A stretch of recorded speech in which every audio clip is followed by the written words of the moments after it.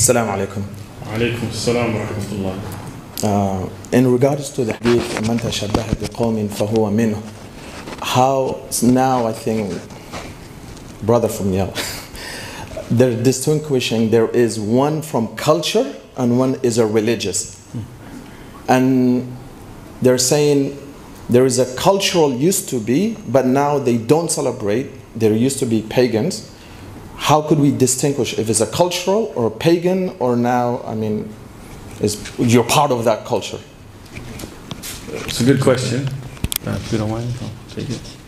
فقال صلى الله عليه وسلم من تشبه بقوم فهو منهم لا تفرق بين العادات والعبادات. In the hadith, as you quoted, when Rasulullah sallallahu alaihi wasallam said, whoever resembles a people, for he is from them, he did not differentiate between cultural practices and religious practices, right?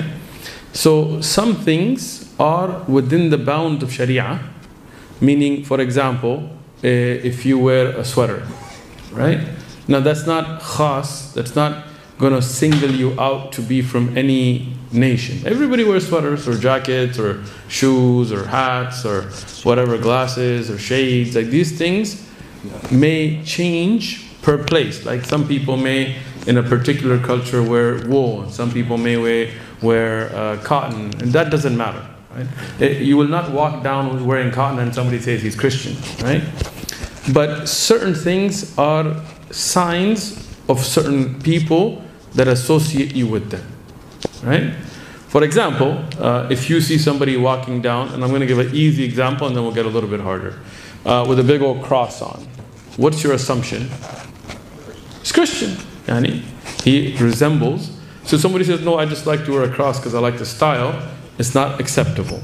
And many brands of clothing and things have crosses on them, and to wear them is not acceptable, right? Because this resembles a people, then you are from them. Like that, certain colors have been forbidden by Rasulullah sallallahu alaihi wasallam because they look like Buddhist monks or Hindu priests and so on. If somebody wears a little white collar, you know, the white collar with all black and wearing like that little frock thing, what do you assume?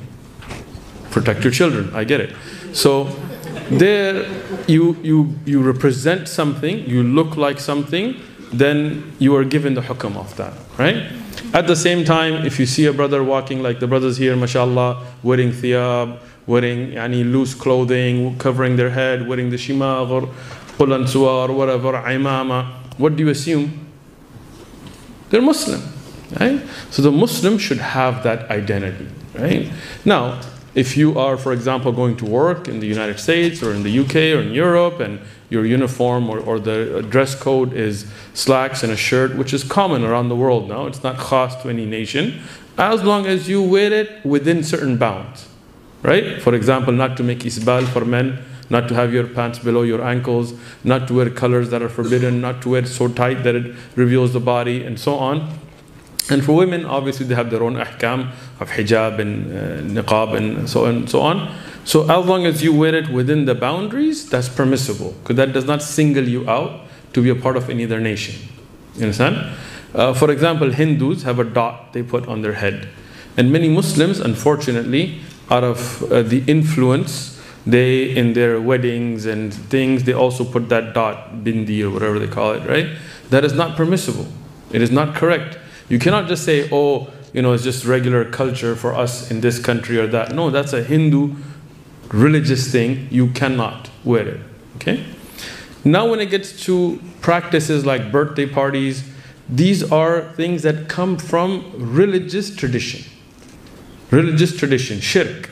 You cannot justify them. You cannot say, no, today we don't do it. Otherwise you could say, Christmas isn't really about paganism anymore. It's just gifts and marketing. But no. We do not allow this. When Rasulullah sallallahu alaihi wasallam went to Medina and they had their own celebrations with the people of Medina, Rasulullah sallallahu alaihi wasallam, Allah has replaced the two you have with two better than it. Eid al-Fitr with Eid al-Adha. He didn't allow them to keep their cultural holidays even.